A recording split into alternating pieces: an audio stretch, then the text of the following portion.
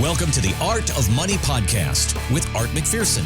Thanks for listening to the Art of Money podcast, artofmoneyradio.com for more information or to schedule that initial consultation. Appreciate you subscribing. Now, let's get to the show. Big question that I know you're getting is about annuities. How can it help benefit my retirement portfolio? And another question is, do they have an awareness problem? There was a recent protected retirement study that found that more than half of adults are uncertain about annuities. But when they were presented as income rather than an investment, these same people warmed up to the annuity. So, Art McPherson and Luke McCarty, how do you frame annuities to clients? Well, basically, annuities have great provisions, but they also have get-you clauses, right? So one of the things that Luke and I will talk about with our clients is, can you handle putting your money in an investment that's going to tie you up for a period of time? You know, some of our annuities, you can do it for a short window, 3-4 year period. But some of the longer contracts that give a lot more perks with them, a lot more bells and whistles, minimum guarantees, income riders, things along those lines, may want you to hold your money for 8, 9, or 10 years. So are you willing to let your money be invested in a vehicle like that with the parameters around it? If it makes sense on some of your money, we would never put all of anybody's money in any one particular product, but a good fit for a lot of annuities are the income-based needs. So if you need a certain amount of income and you want to have a percentage of that income guaranteed, annuities can have a play there.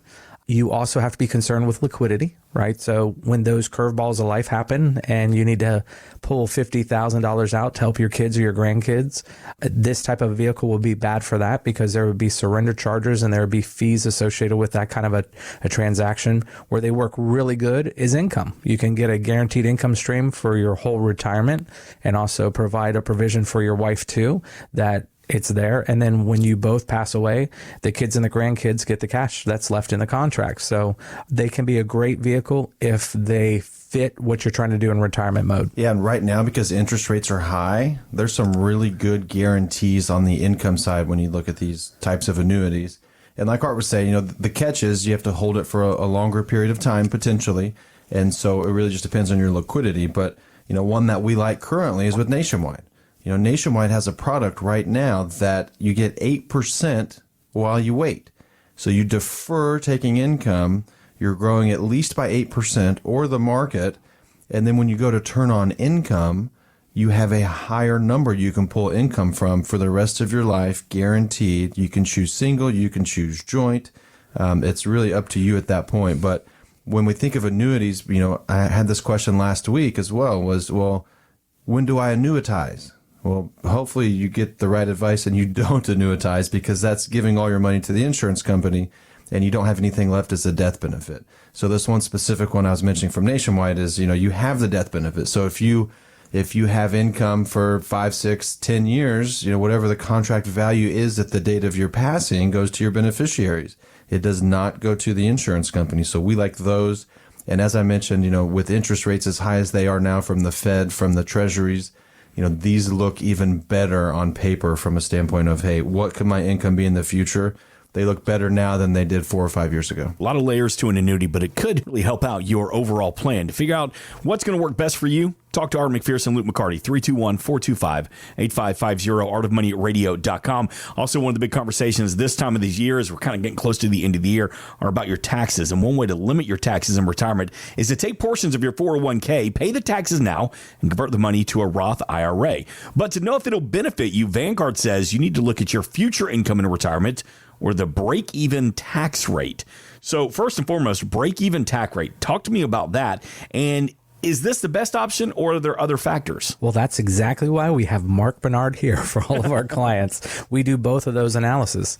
So the break-even is the cost of the conversion. So when you do a Roth conversion, you have to move money out of a qualified account to a tax-free account. Well, that's the conversion part. Well, when you convert it, you're paying tax on that conversion. So if you're in the 12% bracket, you're having to pay a 12% tax on that lump sum. But once you get a certain income level, and it adds on top of your other income. So once you get above about $90,000, now you're jumping in the 22% bracket. So what we do is we usually look at where somebody falls, Mark, on their current income, and then we see if we did a Roth conversion, could we stay in that same income bracket? Now, just to test. So that's the cost of conversion. But then there's another analysis that Mark does, and that is in the future. So when the tax law gets repealed, so our current tax code is going to repeal in 2026 and go back to the old tax code because this was just a temporary tax code. So unless the Republicans and the Democrats can come together, I don't hold my breath on such a thing. The code is going to go back to the old code. Well, that means the 12% will jump to 15, the 22 will jump to 25, and so on and so forth. So what Mark will evaluate is when somebody has to do a mandatory distribution, what we call the required minimum distribution, which now could be as high as 75 for some people. He will run the analysis of where will they be in the future, what those required minimum distributions are going to be, where's their tax bracket going to fall, and then compute that versus if we did a Roth conversion today and see if that makes sense for them financially. Yeah, I will say we've had a couple clients where we did not recommend Roth conversions for. It's not for everybody. We had some clients where we had to, ask the question in different ways to make sure we're all on the same page of, okay, what do you think your retirement budget's going to be? And this, it was a frugal client. So, after several conversations about it, it did make sense. Well, if you're going to stay in the 15% bracket in the future, you don't want to convert today at 22. Now, of course, those tax brackets can change, based on Congress, the House, the Senate, Democrats, Republicans, right? I even heard a prominent Democrat may be running as independent this year. So maybe the independents gain some traction in the future. But so it really just depends on your situation. But for most of us, the simplest way to look at a Roth conversion is, are taxes going down in the future? If the answer's no, you should consider a Roth conversion. If they just stay exactly the same and you pay the same tax today as you do in retirement or at that time, you should still do a Roth conversion because all your growth is tax-free. So more often than not, a Roth conversion makes a lot of sense. And like Art was saying, that's why Mark is here. That's why we have a financial planning program. That's why Mark sits with all of our clients multiple times a year, to just discuss taxes, right? Mark has tax-specific meetings without me, without Art, and it's all about taxes. A lot of it's Roth conversions, but it's estate planning. It's a lot that goes into it more than just investments. And Mark Bernard, the in-house CPA for the McPherson Financial Group, available when you sit down and have the conversation, start building that portfolio or adjusting yours as needed. 321-425-8550, artofmoneyradio.com. Hey, quickly, do you think RFK Jr. going independent, do you think that's going to hurt Biden? And let's say, if Trump is the eventual nominee for the Republican side, who do you think it's going to hurt the most? I think it probably hurts Biden because I think it does split the Democrats a little bit. I think one of the things that we are seeing is there is a group of Democrat voters out of there that don't really want to vote for Trump, but they would definitely vote for somebody like a RFK. But, it's politics are always sticky, right? So you get all kinds of crazy things that can change so fast in politics. It's hard to be exactly what's going to happen. And everything that is current today could be different 3 weeks later when it's vote time, So all that does ebb and flow, and they try to keep a track on that with polling, but then polling seems to be very off at times too. So people sometimes just don't want to get in the weeds of it. I've been trying to watch baseball the past couple of weeks and playoff baseball, and I'm here in Atlanta, and Atlanta and Georgia very much in play, and we are getting peppered with Biden commercials already. Like, I'm just trying to watch baseball. Well, you're a swing state. We have over a year. Please, I'm begging you. I can't take it. 321-425-8550, artofmoneyradio.com. I want to pose this question to you, McPherson, Luke McCarty. I want to get how you would react to it, because a woman wrote to an advice columnist, and she said she had inherited millions from her late parents. However, she has no plans of telling her husband about this windfall of money. Now, she said the reasoning is because she says he was never good at saving, and she's afraid that he's just going to blow all the money. What would you tell this young lady? Sounds like she's the saver, and it sounds like he's the spender. Yes, I would tell her just keep it in the trust. Basically, mom and dad probably put it in a trust for her.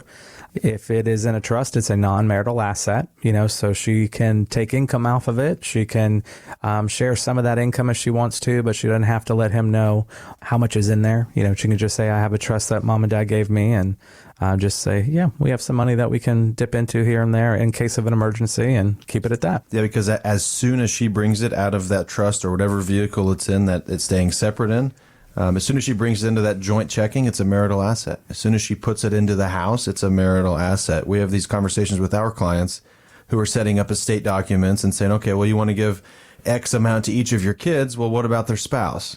They're like, well, I want to go to my kid. It's like, well, if it doesn't go to your kid in the correct way, it's a marital asset. Your kid could get divorced, and the spouse gets half of your net worth when you pass away. So there's things you can do to put in place to keep things within the bloodline. Sometimes it sounds horrible to talk about out loud, but the statistics say 50% of people get divorced.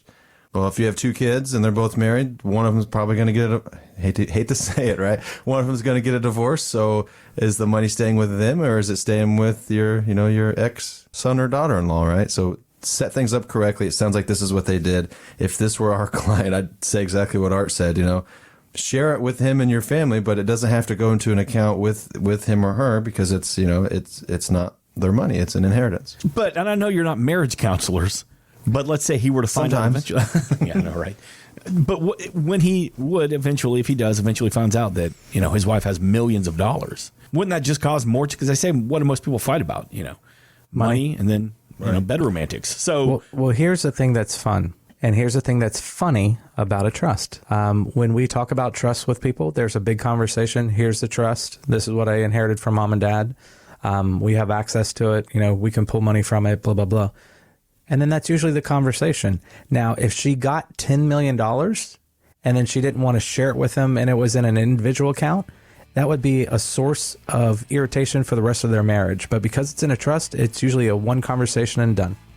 Yeah, it was in a trust not set up by her. She could just say, hey, these were my parents' wishes for the money to flow this way. I didn't set it up, but we have this money. Let's go on vacation, right? Stop worrying about it. It's all about trust in so many different ways. That's right. Thanks for listening. Want more from Art McPherson of McPherson Financial Group? Find us online at artofmoneyradio.com.